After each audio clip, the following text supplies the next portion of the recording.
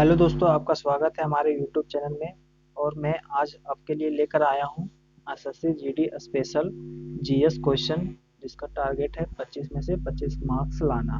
तो आप वीडियो को पूरा शुरू से अंत तक जरूर देखिएगा, जिससे आपको कॉन्फिडेंस बढ़ेगा। आपके लिए बहुत ही ज़रूरी वीडियो है। आपके लिए फर्स्ट पार्ट जीएस का लेकर आ चुका हूँ, जिसमें से हिस्ट्री का सुपर 30 क्वेश्चन करने वाले हैं। तो काफ़ी इम्पोर्टेंट है क्वेश्चन, जो काफ़ी बार बार प्रीवियस ईयर में पूछे जा चुके हैं। तो आप वीडियो को शुरू से अंत तक जरूर देखिए। अगर वीडियो में नए हैं तो आप चैनल को सब्सक्राइब और बेल आइकन जरूर प्रेस कर लीजिएगा। ठीक है, नेक्स्ट चलिए टाइम वेस्ट ना करते हुए वीडियो को स्टार्ट करते हैं। ठीक है,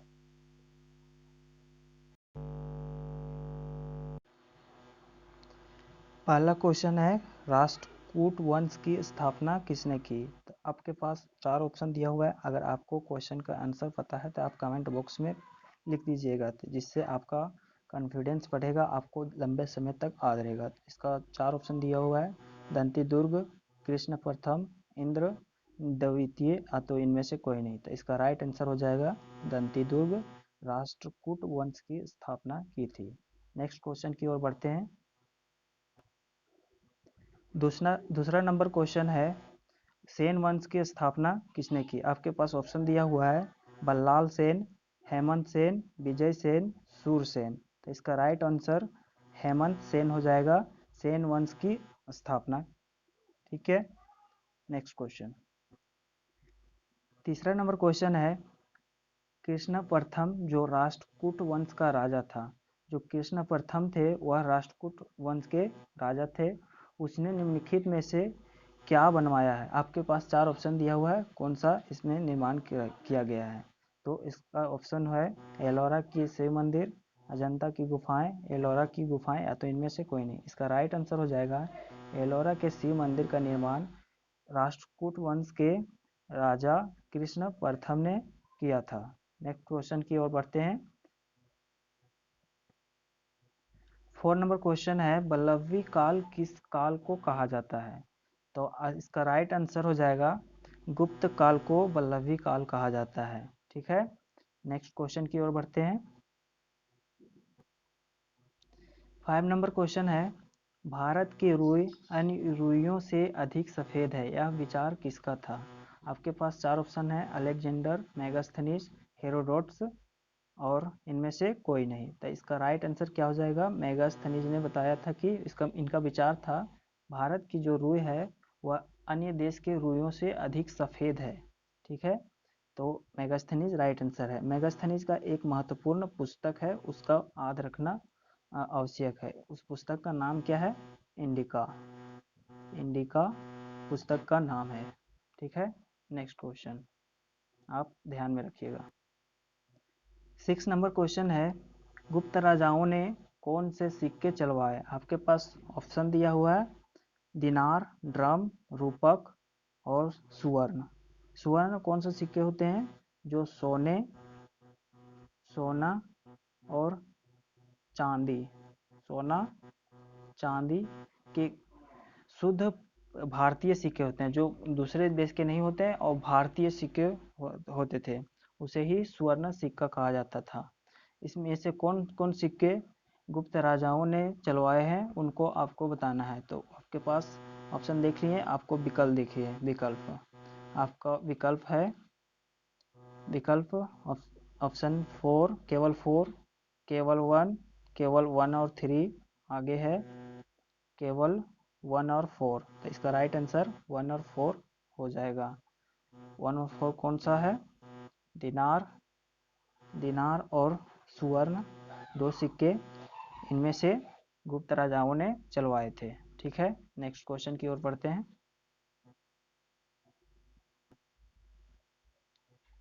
कुषाणों ने किसके सिक्के चलवाए? आपके पास ऑप्शन दिया हुआ है, कौन से सिक्के कुषाणों ने चलवाए? तो इसका राइट आंसर डी हो जाएगा, उपयुक्त सभी। सोने और चांदी और तांबे तीनों तरह के सिक्के कुषाण शासकों ने चलवाया था। नेक्स्ट क्वेश्चन, 8 नंबर क्वेश्चन है, अंतिम मौर्य सम्राट कौन था? मौर्य काल का अंतिम सम्राट कौन था? तो इसका राइट आंसर बृहदत्त अंतिम सम्राट मौर्य काल का हो जाएगा। नेक्स्ट क्वेश्चन 9 नंबर क्वेश्चन है, अभिधम में कथा वस्तु, यहाँ प्रिंटेड मिस्टेक है, कथा वस्तु हो जाएगा, ठीक है। कथा वस्तु के बारे में किसने लिखा? तो इसका राइट आंसर मोगली पुत्र तिस हो जाएगा। जो अभिधम में है वह कथा वस्तु के बारे में लिखा है, तो मोगली पुत्र तिस राइट आंसर हो जाएगा। नेक्स्ट क्वेश्चन है, किस यज्ञ में वैदिक काल में सूरा का प्रयोग किया जाता था? सूरा का प्रयोग जो यज्ञ होता था उसमें श्रोत्रमणि काल में सूरा का प्रयोग किया जाता था, ठीक है। नेक्स्ट क्वेश्चन है, 10 राजाओं का युद्ध किस नदी के किनारे हुआ? जो 10 राजाओं का युद्ध था वह किस नदी के किनारे हुआ? तो आपका राइट आंसर परुशनी नदी हो जाएगा। परुशनी नदी का वर्तमान नाम क्या है? तो वर्तमान नाम इसका रावी नदी हो जाएगा, परुशनी नदी का। यह भी एग्जाम में पूछे जाते हैं, तो आप ध्यान में रखिएगा। नेक्स्ट क्वेश्चन है, सोमपुरी विश्वविद्यालय की स्थापना किसने की? तो इसका राइट आंसर धर्मपाल ने सोमपुरी विश्वविद्यालय की स्थापना की। नेक्स्ट क्वेश्चन है 13 नंबर क्वेश्चन, रामपाल ने किस विश्वविद्यालय की स्थापना की? तो इसका राइट आंसर जगदल विश्वविद्यालय की स्थापना रामपाल ने की थी। इसका राइट आंसर जगदल हो जाएगा। नेक्स्ट क्वेश्चन को देखते हैं, गौतम बुद्ध की महामाया किस वंश से थी? तो इसका राइट आंसर कोलिय वंश की सही हो जाएगा। गौतम बुद्ध की महामाया थी। महामाया इसकी जन्म देने वाली माता थी, जो बचपन में ही इसकी मृत्यु हो गई थी महामाया की। तो इस गौतम बुद्ध की पालन इनकी मौसी ने की थी, तो उसका नाम गौतमी हो जाएगा। माता गौतमी ने की थी गौतम बुद्ध की, ठीक है। नेक्स्ट क्वेश्चन,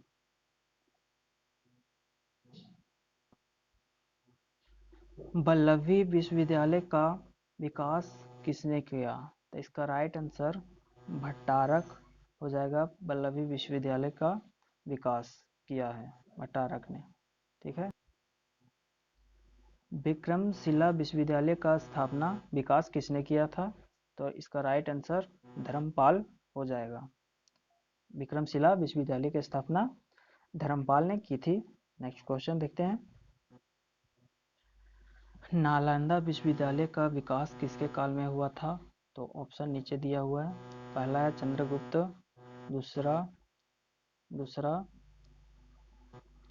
दूसरा है स्कंदगुप्त, कुमारगुप्त, समुद्रगुप्त। तो नालंदा विश्वविद्यालय की स्थापना कुमारगुप्त ने किया था, ठीक है। नेक्स्ट क्वेश्चन,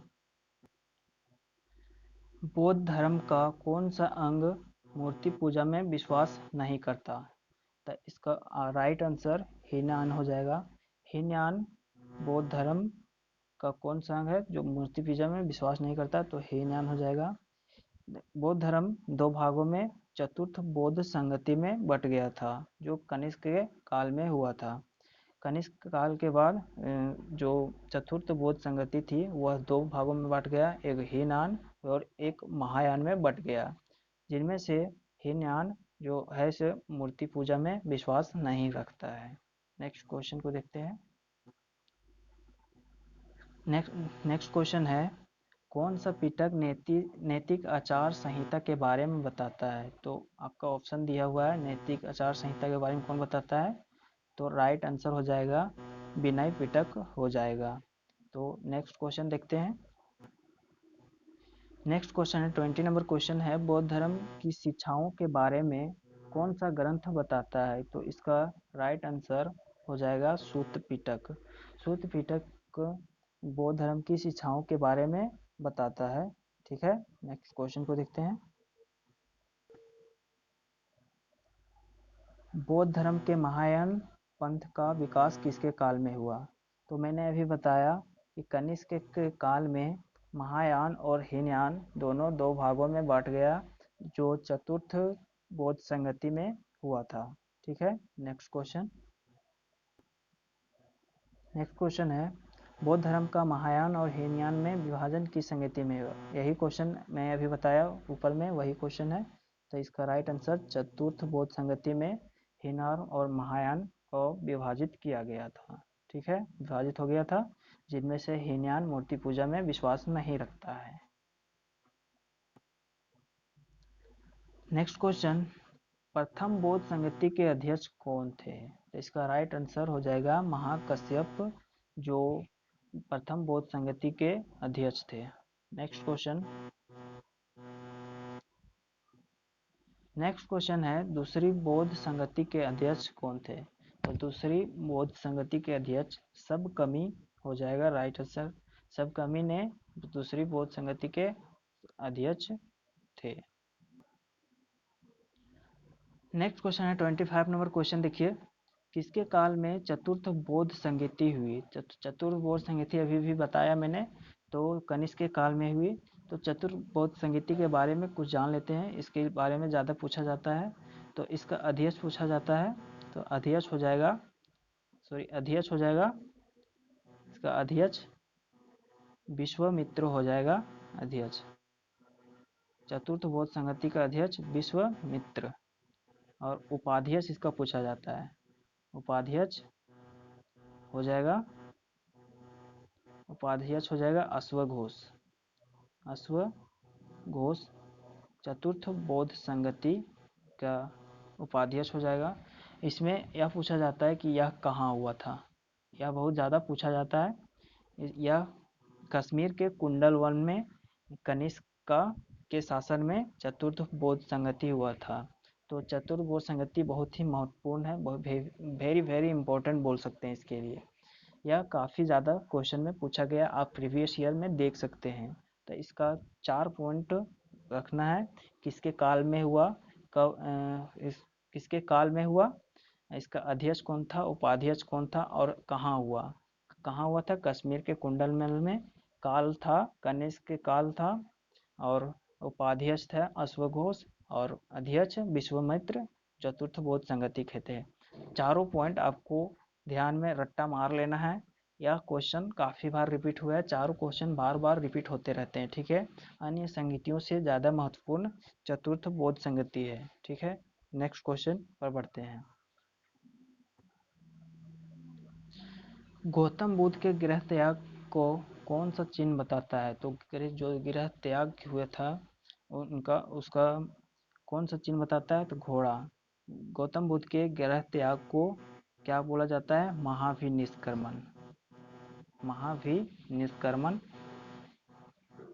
कर्मन बोला जाता है। गौतम बुद्ध के जो गृह त्याग किए थे, और जब इनकी मृत्यु हो गई तो उनको उसका क्या नाम दिया गया था?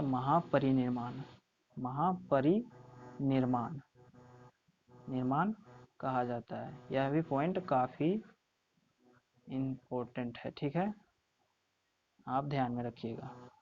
नेक्स्ट क्वेश्चन को देखते हैं। नेक्स्ट क्वेश्चन है 27 नंबर क्वेश्चन, गौतम बुद्ध के निर्वाण को कौन सा चिन्ह दिखाता है? निर्वाण का मतलब क्या होता है? निर्वाण का मतलब जो ज्ञान प्राप्त हुआ था उसको निर्वाण कहा जाता है। तो गौतम बुद्ध का निर्वाण कौन सा चिन्ह बताता है? तो बोधि वृक्ष के नीचे उनका ज्ञान प्राप्त हुआ था, इसलिए बोधि वृक्ष उसका ज्ञान का प्रतीक है उनका। और निर्वाण भी उन्हीं को कहा जाता है, ज्ञान की प्राप्ति को। ठीक है, निर्वाण आप ध्यान में रखिएगा।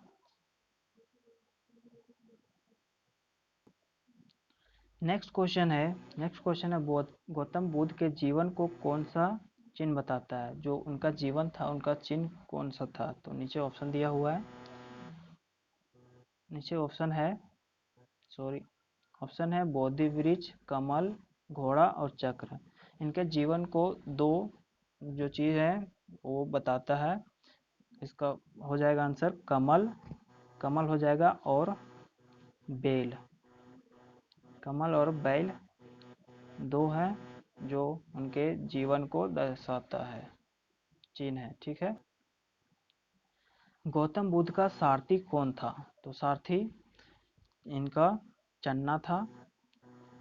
गौतम बुद्ध का जो घोड़े का सारथी था, जो रथ चलाता था, वह कौन था? चन्ना उसका नाम था। उसका गौतम बुद्ध का सारथी का नाम चन्ना था। Next question. नेक्स्ट क्वेश्चन है, कंटक का गौतम बुद्ध के जीवन में क्या संबंध था? जो कंटक था वह गौतम बुद्ध का घोड़ा था। वह घोड़ा कंटक नाम था घोड़ा का। ठीक है, नेक्स्ट आगे देखते हैं। ओके दोस्तों, आज के लिए इतना ही।